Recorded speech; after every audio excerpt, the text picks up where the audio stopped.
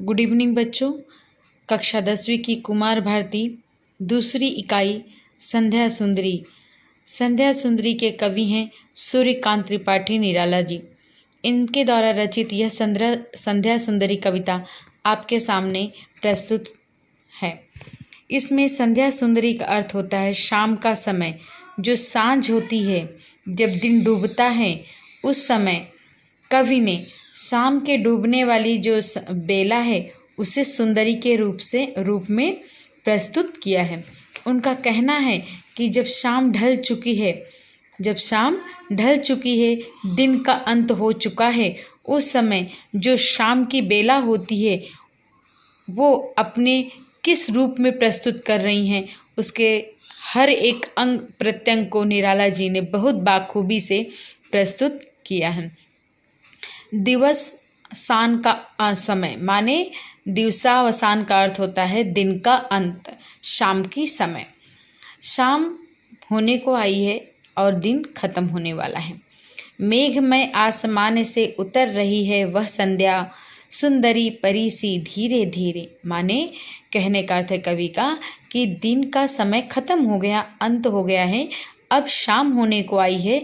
मेघमय माने बादलों से लदा हुआ आसमान से धीरे धीरे ये शाम उतर रही है और ये कैसे लग रही है, जैसे कोई परी हो, परी जैसे धीरे धीरे आसमान से उतरकर धरती पर आ रही हो।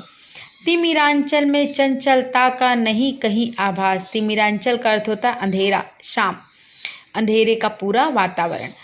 तिमिरांचल में चंचलता का नहीं कोई आभास माने चारों तरफ अंधेरा हो गया है, शाम हो गई है, तो कहीं भी शोरगुल का कोई भी आभास माने जानना, याद करना या महसूस होना।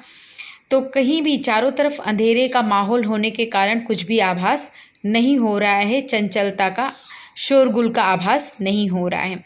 मधुर मधुर है दोनों उसके अधर माने जो संध्या है, जो शाम हो चुकी है, वो इतनी शांत हो गई है कि उसके दोनों अधर माने होंठ, दोनों एकदम एक स्त्री का रूप दिया गया है। जो संध्या है, कवि ने उसे एक स्त्री माना है, स्त्री नारी माना है। जिस तरह उसके होंठ एकदम शांत हो गए हैं, मधुर मधुर हो गए हैं, किंतु जरा गंभीर नहीं है उसमें हास विलास। माने जो हमारी संध्या नाम की जो सुंदरी है, उसमें ना किसी प्रकार का आनंद है, ना ही किसी प्रकार का विलास है। इनके बीच में केवल कौन हंस रहा है? एक तारा हंसता है, तो केवल तारा एक, गुथा हुआ उन घुंघराले काले काले बालों से। माने जो संध्या है, शाम ढल रही है, उनके बीच में सिर्फ एक तारा टिमटिमा रहा है, वही हंस रहा है, और वो ऐसे लग रहा है जैसे सुंदरी के बालों से, सुंदरी माने शाम, अभी बताया सुंदरी एक नारी का रूप कवि ने उसे बताया है, उनके बालों के रूप में चांद तारा जो है वो चमक रहा है। और ये संध्या सुंदरी जो है उसे हृदय राज्य की रानी कहा है, हृदय की रानी के रूप में माना गया है। और जो ये तारा है उसे उसका अभिषेक कर रहा है, माने उसे उसका स्वागत कर रहा है। कौन? तारा संध्या की रानी को। अलसता की लता है माने अलसता माने आलस्य, आलस्य से ये संध्या भरी हुई है। किंतु कोमलता की कली है, ये आलसता से भरी है, फिर भी कोमलता से भी लदी हुई है। सखी नीरवता के कंधे पर डाले बाहें, नीरवता माने शांत, एकदम शांत।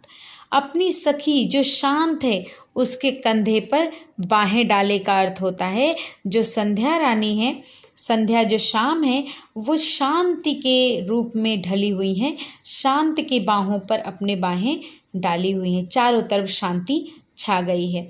छांसी अंबर पथ से चली, छांसी माने शाम एक छां होती है जिसे बोलते हैं हम लोग सावली बोलते हैं मराठी में, इंग्लिश में शैडो बोलते हैं, हम लोग अपने इसमें छां बोलते हैं, जहाँ पे परछाई छाई हो, जहाँ छां हो, वो एक छांव के रूप में अंबर पे चली जा रही, अंबर के रास्ते में चली जा रही है।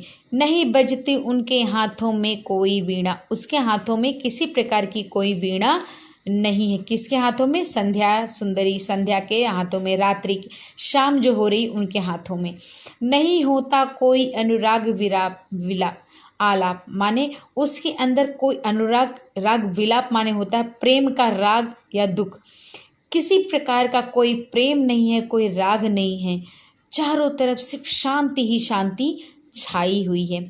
नुपुरों में भी रुंझुन नहीं है, माने उसके नुपुर माने पायल, पायल में भी कोई आवाज़ नहीं है। पायल का अर्थ हुआ यहाँ पे उस वातावरण में किसी भी प्रकार का कोई भी आवाज़ नहीं हो रहा है।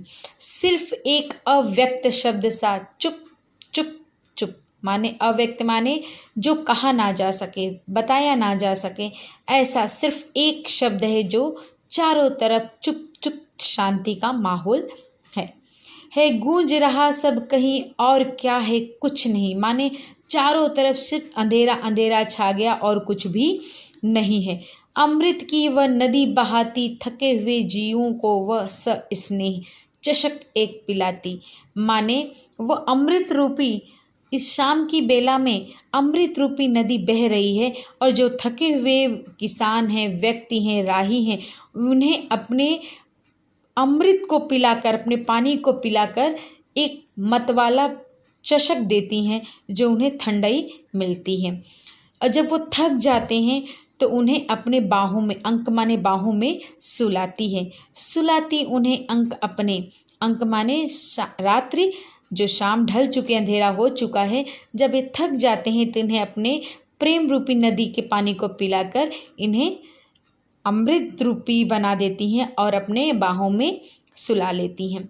दिखलाती फिर विस्मृति कि वह अगणित मीठे सपने, माने अगणित माने जिसकी कोई गणना ना की जा सके, माने जब वो थक हाथ मान के सो जाते हैं तो उन्हें इतनी सारे स्वप्न दिखाती हैं, मीठे मीठे अच्छे अच्छे, जिन्हें वो भुलाए न भूले।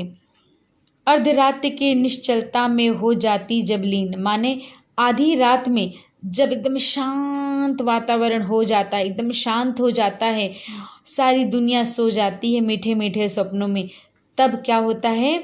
कवि का बढ़ जाता अनुराग, अनुराग माने प्रेम, तब कवि का प्रेम बढ़ जाता है विरह कुल कमनी कंठ से, माने उन्हें अपने प्रेम की याद आने लगती है, अपनी प्रेमिका की याद आने लगती है और उस याद में उन्हें विरह में, वे विरह में आकुल हो पड़ते हैं, माने व्याकुल हो जाते हैं और उनके कंठ से, उनके गले से एक कमनी माने सुंदर सा एक राग निकल पड़ता है जो अर्धरात्रि में गाया जाता है, उसे विहाग कहा जाता है। विहाग आप निकल पड़ता तब एक विहाग, विहाग माने होता अर्धरात्रि में गाया जाने वाला राग। कवि के मुख से ना चाहते हुए भी एक विहाग निकल पड़ता है, माने पूरी कविता में जब शाम होने के बाद क्या स्थितियाँ होती वातावरण में, कवि के मन में क्या भाव उठते हैं और वातावरण में संध्या ने किस प्रकार अपना साया डाला है, संध्या के आने के बाद प्रकृति में किस प्रकार का वातावरण छा जाता है, इसके बारे में सूर्यकांत त्रिपाठी निराला जी ने एकदम सजीव चित्रण किया है। धन्यवाद।